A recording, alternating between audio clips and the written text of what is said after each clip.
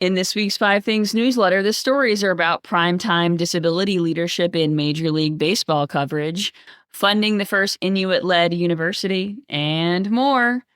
But if you want to read those stories, you're going to have to go to fivethingsdei.com and subscribe to the Five Things newsletter, because this podcast is now Good Vibes Leadership. Hey there, I'm Bernadette Smith. Whether you're in between meetings or on a quick commute, welcome to Good Vibes Leadership.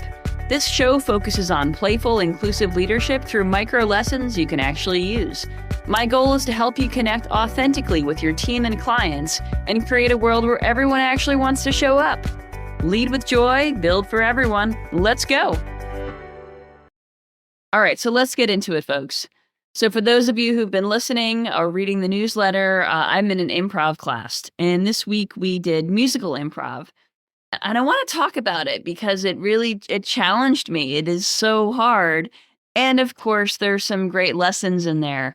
So really, when we're doing musical improv, we have to have two things synced up. First of all, we have to yes and the lines that the previous person gave. So we have to improvise lines on the spot, which is improv in general. But in musical improv, we have to do that while also staying on the beat. Now, staying on the beat is hard enough for me as it is. I'm not a great clapper or snapper. But it's especially difficult when it's musical improv because it's doubly hard. You have to get the lines and you have to stay on the beat. In order to do that, you have to be totally in the moment. Because if your mind wanders, you're out of sync. And that means you're basically letting your team down. You're letting the other performers down. The whole group can notice it if you're out of sync, right? And so it kind of made me think about the importance of being in the moment, being present and ready to receive the lines that are sent to you, ready to receive the beat that is given to you. And what it's like to be kind of in conversation with someone who's not fully present. You can feel it, even if you can't quite name it. So that's what I'm going to get into today, is the act of being more present. And I'll tell you, it is a work in progress for me, for sure. So when my son was little, probably 6 or 7, he's 15 now. When he was little, he said to me at one point, "Mom, put your phone down."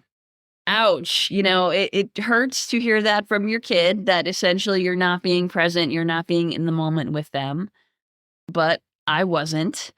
And, I felt completely called out, but he was right. And he has had to say that to me since, but not too often. Usually I'm pretty good at it these days, being fully present with him. My son likes to have what he calls monologues or sometimes rants. And they could be related to what's going on in the world or the government or his YouTuber stuff or the Roblox. Like, he has lots of things that he monologues about. And they require me putting my phone fully down and being present with him so that I can give him my best. And it is not always easy, especially when it's a rant. It's not always easy. But he notices when I'm not fully there. And listen, he does it to me too. I'll be honest. He's not always fully there every time I'm having a conversation with him either. None of us are perfect at this. But presence is a gift. And it's made me realize that giving someone my undivided focus is the most basic act of leadership, or maybe even kindness, that I can offer. It's not always easy, though, especially when we're moving from one meeting to another or one scenario to another. I talked a little bit about that last week. Sometimes when we leave one meeting and we're going into the next, or leave one experience and we're going into the next, we sort of bring that leftover energy. And I talked about that on the last week's show. If we're getting off a tense phone call and then we're going into a one-on-one, we're still processing kind of what just happened. I got into a heated discussion with my partner over the weekend, and it was hard for me to sort of be fully present in my other conversations that weekend. These things can really hijack our nervous system when we're not fully present. This could mean that we show up, we're saying all of the right things, our body is there, but we're not fully there. Our nervous system may still be processing what happened in the previous meeting, still holding on to that kind of residual energy or residual tension or whatever it happens to be. It's the leftover energy. And in improv, it means that you sort of screw up the scene if you're bringing that in, or you miss the line, or you miss the beat, right? It's the problem that comes up when we're not fully there. And it happens in everyday conversations as well. And no one might call us out on it in the moment, but people feel it, and over time it builds up. The people on our team feel like we're not fully there in the conversations, then they start to trust us less over time. And we know when we start to lose trust with folks, it can be really hard to get it back. They have already started to identify that we might not be fully there to receive whatever it is they're giving because we have that leftover energy. And last week I talked about, shaking it off in between meetings, like physically, shaking it out. And I gave some examples of that. But something else that I do is I use fidget toys.